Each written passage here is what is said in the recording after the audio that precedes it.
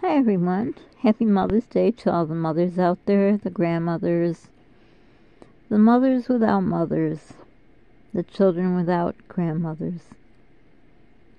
For all the women of the world who are mothers, the women of the world who wanted to be mothers and couldn't be mothers, the women in the world who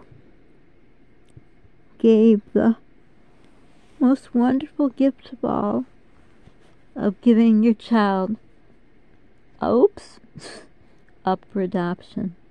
Happy Mother's Day to you too. That must have been the hardest thing in the world to do. And I hope you all have a beautiful day today. And I was just going to talk about the video I did exactly 2 weeks ago. And I looked at the title so I get it right, but then I was messing around with the electronic thing here to figure how to do it, and I literally have part of it sitting on the top of my head. I don't understand how to use this, but I'm doing the best I can. But anyhow, it was who I had just met or something like that. You can look up. It was the 28th of April. And I asked for you to guess. Nobody guessed, so I guess I'll tell you. The night I first met, who I met, something about the first night, I don't know. Sorry, I had it all ready to go, but then this thing just went crazy out of hand. It was just flipping every which direction, and the thing is on my head. Was the part of the case, so anyhow. Who I was talking about was my son, my youngest child. The night I first met him. He was born 9 weeks too early. And I knew the day the doctor came in, not my doctor, another doctor, and said, "It's time, we have to take the baby out, or neither of you will make it." And that was so scary, especially not having my own doctor, who actually I really didn't like. So turned out this woman who was the doctor on call was the most fantastic person in the world. And why am I talking about my son, you wonder, on Mother's Day? Because I've always said, without my child, I would not be a mother. So every Mother's Day, I would give my child a gift, thanking them for making me a mother. It's a tradition I started long ago. So this beautiful baby who was coming early, who had to come early, I had to be induced, and broke my water and infused more water in me, and my gosh, everything that was happening was unreal. And the deacon of our church, his wife came over right away. I called her. I was scared. And she came immediately, as she always did. She was always there for me, like another mom. So this point is a good segue into Happy Mother's Day to my birth mom, to my mom who raised me, and to my surrogate mom. And they're all up in heaven. Hopefully they're meeting up there and wishing each other a happy Mother's Day. And for all of you who have moms up in heaven. So she came right away and told me it would be alright. By the time she got up there, they had already given me something to calm me down, because of course I was very scared. And she said I was talking like I had marbles in my mouth. She was such a kind person. She gave me a beautiful medallion to wear to get me through. And I thank God for her. I thank God for all the wonderful people that were put in my life.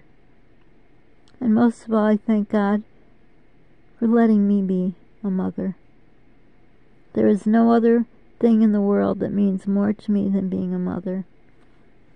And there is nothing more that means to me in this world than my son. So when I first met him, it was not like my other children, where you have a baby and they put the baby in your arms. It was a long labor, a long delivery, a hard delivery, hard labor. And once he came out, they quickly called the NICU team and they just brought him to me for a split second to see, and away he went to the NICU, and it broke my heart. Every day that goes by, I think of that moment when he came into this world, all he had to go through and continues to go through with his health issues. Life's not fair. And I had gone for a tour.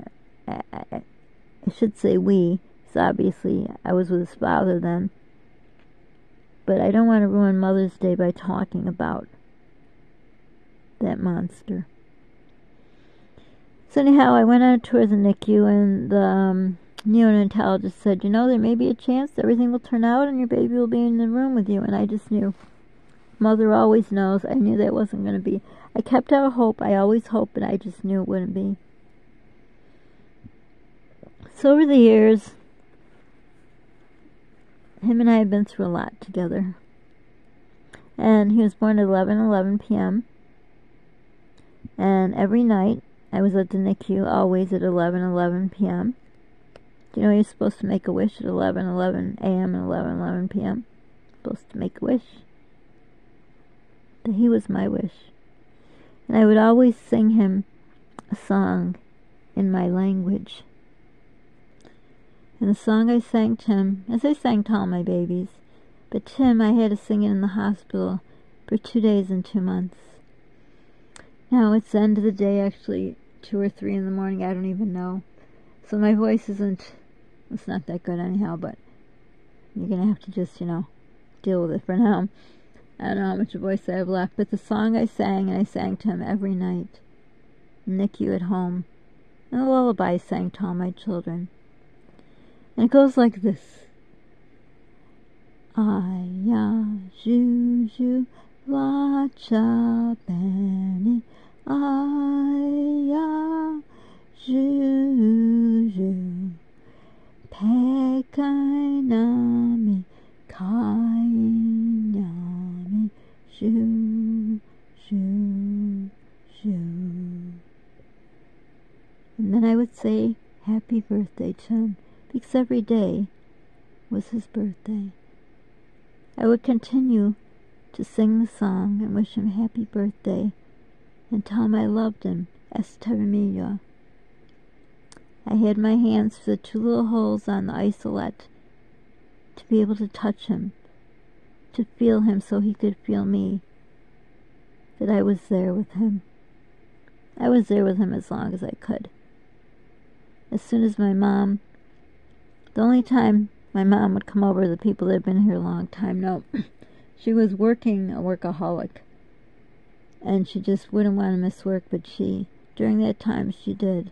Well, no, she didn't miss work, but she'd come home from work, she wouldn't take the overtime, and I rushed to the hospital so I could be with him, and I would stay till 4 or 5 in the morning so I can get home in time for her to go to work.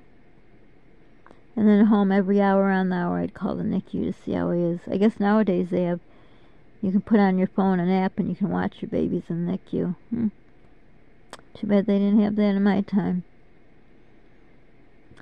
But being what we've gone through this last year plus, my son and I have been, we were always together anyhow, but we had a lot more time together for some reason, I don't know, or we had more time to talk or whatever. And I was making some cream of wheat one day, and I said to him, I forgot all about the song I used to sing to you and your siblings. And you take your hand, and if I had a camera and you could see, I could show you, but you take your hand, palm, is the palm the inside of your palm? I don't know. So, whatever, if you put your hands on the table, flip them the other way like you're going to cup your hand like you're gonna pour something in there. So you do like that. I wish I could do it, but you can't with this thing. So put your hand as if you were going to put some cereal or some M&Ms in there.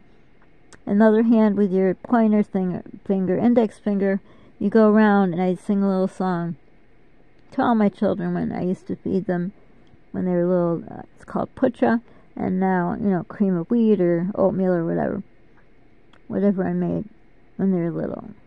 I'd sing this song. Vara vara. Now it's not really a song, you say it, I guess. Vara vara putrin, tris grauri katla. Tam duasi, Vitam yaya meklet. And when I said that last part, I would do, Vitam yaya meklet, and I'd go with my fingers up their arm, up to their neck, and tickle them. And he said he remembered that. And I tried to keep the spirit of my mom and my other mom, where they came from, so my children could have those memories to pass on one day. And it's sad when you're in a part of your life where you thought would be different. I'm sure there's a lot of people that have a great life and it's exactly what they thought, but there are many people that, life isn't fair. But to me, Mother's Day is special. I remember when my 3 older kids are very close in age, and one year I got them, this was in my first marriage, I bought them these sneakers. I forgot what they were, the brand. Nike maybe, I don't know. They're something pump it up, I don't know. There's this little thing on, you press it. And I got them all the same. I usually wouldn't get something that expensive, but that year, I don't know, they came out with these cool sneakers and I got it for the kids. And so I'd press on the little button and they would jump up like little kids are, they get new sneakers and they think, oh, they could jump higher. And all the little silly things I used to do for my kids. But every year on Mother's Day, I always gave my kids a gift. Because without them, I would not have the honor of being called Mommy. So if you're a new mom or expecting, maybe this is a tradition you may want to try. And you can even just, write a note, buy a card. It doesn't have to be extravagant. Mine wasn't extravagant. That year was. But I think it's a pretty neat tradition. Or write in a journal and then give them that journal when they're 21. Write special things that went on in their life and so on and so forth. Because I see a lot of my my viewership lately has been in the age group of I'd say 18 to 24, something like that. And then 25 to I think it's 35, I don't remember exactly. But people in women in childbearing ages, so just a few things I share that I've done over the years. And it's sad that, our moms are gone and we can't have them. And, I wish there was a phone line to heaven. But you know what? We'd probably never get through because it would be all jammed up. So if this is your first year without your mom, it's probably an awful one. But if this is the year you still have your mom, it's the most wonderful year of all. You have your mom and you have your children. What else could you want in life besides your health? So to every single mom out there who, maybe your kids don't talk to you anymore. Maybe your kids are close to you. And God forbid, I don't even want to say it, but I know one of my subscribers has a broken heart. What happened to their child? So your Mother's Day could be full, it could be empty. What's the saying? The days are long, but the years are short. Or the days go slow, and the years go fast. And it's so true. I remember being that young mom. I don't know, was I 18 or 19? I can't remember. And then I blinked, and here I am with my youngest baby, who's not a baby. Still a teenager, but not a baby. So I tell you, you young moms, don't blink. Obviously, you're going to blink. What I'm trying to say is enjoy every second, every word your children or child says, because it will go fast. Most important thing is cameras, memories book, or even just take your hand in their hand. I used to do this for Father's Day. I think I did in my first marriage, maybe in my second a little bit. I would take a picture of, well, my hand and the kids' hands, like each kid, and give it to the father. And then later on, I started doing my first husband's hand with their child. Obviously, they knew the gift then. But those kind of little things do, you know, just to remember, because then you look back like, wow, look how small your hand was. It's amazing. And then you look how big, and then I'm sure a lot of you have a wall that's got little marks on how tall they were and things. But cherish your little babies because they'll grow up. And then you become an empty nester. Not yet, not me. I still have one left, but it does go fast. I know you don't think it will. I remember them telling me when I used to visit my mom, she always wanted me to come up in her work and bring the kids up, and oh my gosh. I always thought, why does she want me to parade the kids around? I always had a new baby, it seemed like, you know, and they were all women working together in an office, and I would come with the kids, and always a new baby. And, you know, I'm so glad I did it because those memories I have now to remember her and how proud she was of her grandchildren. It was just wonderful. Make memories. That's the best advice I could give to anybody. Make memories. So, like I said, if you're lucky enough to have your mom, your parents, hug them, kiss them, take pictures, write in a journal. Enjoy whatever blessings you have, because you just never know. So again, to all the moms out there and the grandmas, I wish you a very happy and blessed Mother's Day. I didn't think I'd get through this. I made several takes because I cried a lot through it because it's hard. It's hard when you remember the little baby, especially my youngest. I had to leave in the hospital. It was the most horrible torture of my life. And I got through it. And then I have an adopted daughter, and her mother is the one that I was referring to in my case. I don't know who she is, but I thank her, wherever she is, for giving up her baby girl so I could have her. So to my adopted daughter, happy Mother's Day. And thank you for making me a mom and your birth mom. Families come in different ways. Whatever way you become a mom, it's joyous, it's wonderful. Embrace it. I hope you all have a wonderful day.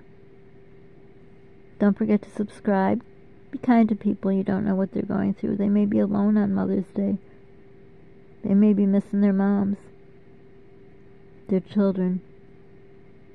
Pay it forward if you can. And be the reason someone smiles today. Not only today, but every day, but especially today. Put a smile on someone's face. Maybe she's a mom. Thanks for watching. I hope you have all a wonderful day. I'm sorry if this is crooked. I'm doing the best I can with this thing until I get a phone somehow. Enjoy your day.